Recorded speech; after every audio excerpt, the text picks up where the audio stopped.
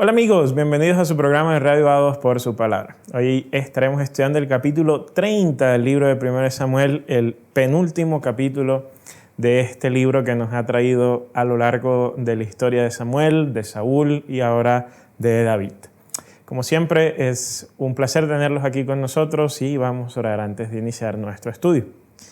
Apreciado y buen Dios, rogamos que hoy nuevamente nos puedas enseñar que los que aparentemente son desvíos en los planes divinos en realidad resultan ser oportunidades que nos das tú para que podamos luego tomar esos recursos y esos aprendizajes en los aparentes desvíos y colocarlos luego a tu servicio en el cumplimiento de tu plan.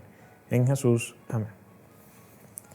Hemos dicho a lo largo de estos días que Dios tenía un plan con David que se lo había manifestado, que era hacerlo rey de Israel, pero que aún así David podría experimentar en cierta forma un retraso, ¿no? Un retraso con ese plan de Dios.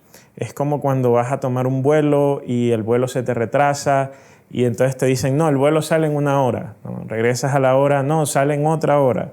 Regresa, no, sale en otra hora y te van aplazando hasta el punto en que empiezas a dudar de si efectivamente vas a volar, de si efectivamente ese vuelo que ibas a tomar se va a realizar.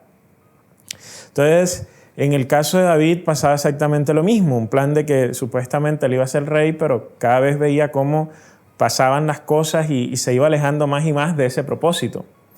Entonces, en el capítulo 30 vamos a ver a un David y a los hombres que le acompañaban con un golpe emocional. Recuerden que ellos han sido despachados por el rey Aquis de la batalla contra los israelitas porque los príncipes de los filisteos dijeron, él se puede torcer en medio de la batalla y nos puede cortar las cabezas, se las puede entregar a los israelitas y de esta forma puede reconciliarse con ellos. Mejor dejémoslos que se vayan y que no participen de la batalla.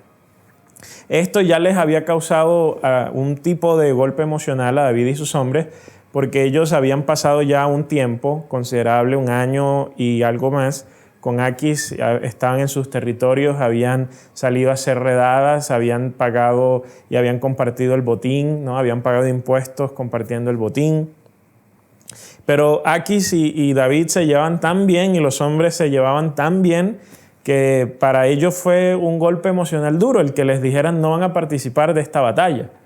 Y ahora no solo tiene David el golpe emocional de esto, sino que cuando él regresa a donde estaban, en el texto dice, Siclac se dio cuenta que los amalecitas habían invadido el Negueb, esos mismos amalecitas con los cuales David había peleado anteriormente y los había derrotado.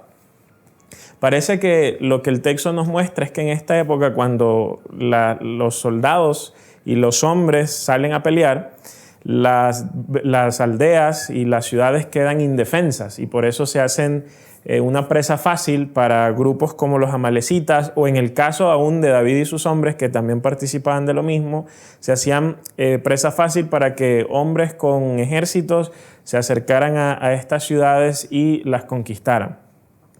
En este caso, esto fue lo que pasó con Siclac. Entonces se llevaron, dice que habían capturado a todos los que vivían allí, mujeres, chicos, grandes. No habían matado a ninguno, pero ellos habían capturado vivos entonces a las personas que estaban allí. La tristeza deriva de que las esposas de David estaban allí entonces ahora capturadas, que las esposas y los hijos de los hombres que estaban con David también habían sido capturados. Entonces había un golpe emocional, hemos sido desechados por el rey Aquis, cuando llegamos ahora los amalecitas han conquistado la ciudad y se han llevado a nuestra familia. Y como siempre ocurre, cuando pasa un momento difícil en cualquier sociedad, siempre se buscan culpables. Y en esta ocasión no fue diferente. El pueblo hablaba de apedrear a David. ¿Por qué? Porque ellos estaban diciendo David es el culpable. Y es normal porque cuando las situaciones malas ocurren, cuando situaciones adversas pasan, el ser humano tiene la tendencia a querer a querer materializar y a querer explicar el por qué está pasando lo que está pasando. Y en ese proceso él necesita un culpable y a veces las personas que nada tienen que ver con la situación terminan asumiendo la culpa. David no tenía culpa de nada. ¿De qué podía tener culpa David? O sea, David podría ser culpable de muchas cosas, pero de que los amalecitas hayan venido y se hayan conquistado la ciudad y se hayan llevado a las esposas y a los niños de ellos. ¿Qué hace David allí en ese caso? Ellos tenían que ir a la guerra con Aquis. David no era divino, él no podía saber que Aquis no los iba a utilizar y que cuando iban a regresar los amalecitas iban a conquistar la ciudad de Siclac. Entonces David, de una forma muy inteligente, le dice a Ahimelech Abiatar, hijo de Ahimelech, que le traiga el efod. Él consulta a Dios y Dios le dice: ve tras los amalecitas que los vas a derrotar. Entonces David dice que se va con los 600 hombres que él tiene, pero llega un momento donde 200 de ellos no pueden cruzar el torrente. Y dice el texto pues que ellos entonces siguieron avanzando y se encuentran con un egipcio que tenía un aspecto ya más de muerte que de vivo, y le dan agua, le dan de comer, y cuando ya vuelve la vida a este pobre muchacho, David le dice: bueno, ¿quién eres? ¿De dónde vienes? Y el joven egipcio le dijo: yo soy un esclavo de un amalecita y me abandonó porque mi amo me abandonó porque me veía mal, ¿no? Y él le cuenta: porque habíamos hecho una incursión en Siclac, en Judá, el Negev de Caleb y demás. Entonces David le preguntó: ¿me puedes llevar hasta donde está esa tropa? El egipcio le dijo: yo te llevo si no me matas. Y cuando nos dice el texto que David y sus hombres llegan, ellos estaban tan contentos que estaban haciendo fiesta. Entonces para David y sus hombres fue fácil entrar y acabar con ellos, ya que ellos estaban distraídos y lo que ellos estaban era celebrando la victoria que habían tenido ante la ciudad de Siclac y las otras ciudades donde ellos habían participado de esta redada.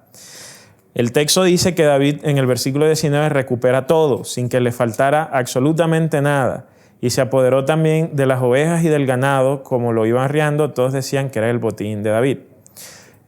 Aquí cuando dice que David se apropió de las ovejas y del ganado, recuerden que David no solo recuperó lo que era de él, sino que como este grupo de personas de amalecitas habían conquistado otros sitios, también se habían apropiado del ganado de esos sitios. Entonces David ahora, en virtud de la victoria sobre los amalecitas, no solo tiene su ganado de vuelta, sino que ahora amplía su ganado a través de la guerra. Ahora, aquí va a ocurrir un problema porque algunos de los hombres de David pensaban que el botín solo debía ser repartido entre aquellos que habían ido a pelear. Pero recordemos que de las personas que no fueron a pelear, que se quedaron porque estaban cansadas, ellos también tenían esposas allí que habían sido capturados, también tenían hijos, y de una u otra forma, si bien en esta no habían ido, en muchas ocasiones habían estado acompañando a David en las distintas batallas y redadas que él había realizado. Y así que David les dice en el versículo 23: no se porten así, hermanos míos, el Señor nos ha protegido y nos ha permitido recuperar lo que esa banda de malvados nos había arrebatado. ¿Quién va a darles la razón en este caso? El mismo derecho tiene el que entra en combate como el que se queda al cuidado del bagaje. Todos merecen recibir lo mismo. De hecho, esta historia es muy similar a la parábola donde el Señor Jesús cuenta que van llegando obreros, ¿no?, a la viña, y los obreros que llegan a la hora 1 y los que llegan a la última hora reciben exactamente el mismo pago, ¿no? Es un principio muy, muy similar. Y aquí nosotros pudiésemos encontrar la primera lección del día de hoy del capítulo 30 de Primera de Samuel. A veces solemos pensar, en la vida es natural asumir que, el que trabaja más, pues espera que se le pague más, ¿no? Que el que hace un esfuerzo que supera los límites y hace sacrificios, pues esos sacrificios deben tener una recompensa. Sin embargo, a veces trasladamos este mismo concepto al área espiritual y al plano espiritual. ¿Por qué?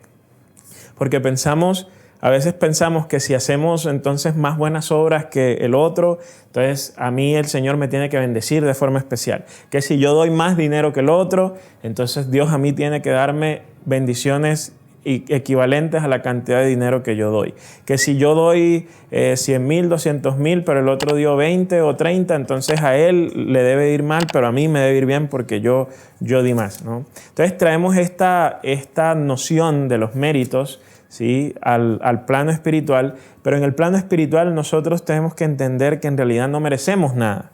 ¿Sí? Así como queremos trasladar los méritos de esta vida al plano divino, pero en el plano divino nosotros no tenemos méritos porque lo que merecemos es la muerte. Y entonces Dios, si es por cosas que merecemos que Dios nos va a dar, en lugar de decir que a este le debería dar más, bueno, entonces a ti te va a dar más muerte que al otro. Eso sería lo que debiera ocurrir, porque al fin y al cabo lo que nosotros merecemos por naturaleza es la muerte. Pero Dios no hace eso.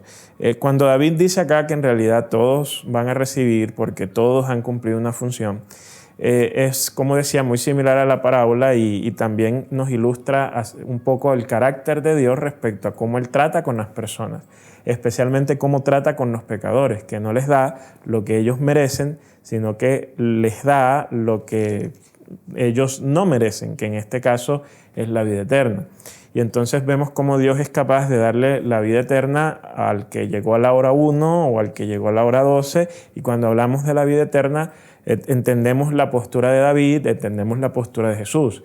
Es que es algo inmerecido, y como es algo inmerecido, todos tenemos derecho a participar de ella, siempre y cuando creamos en Jesús, que Jesús es nuestro Salvador, ¿no? Una cosa diferente es que nosotros no queramos creer en Jesús, bueno, ahí es un caso un poco complicado en cómo Dios te salva, ¿no? Si al fin y al cabo Jesús es el medio a través del cual Dios nos va a salvar. Pero mientras tú te aferres a Jesús, y mientras tú creas en Jesús, no debe existir en tu mente la idea de que tú crees en Jesús más que el otro, o de que tu forma de creer en Jesús es mejor que la otra.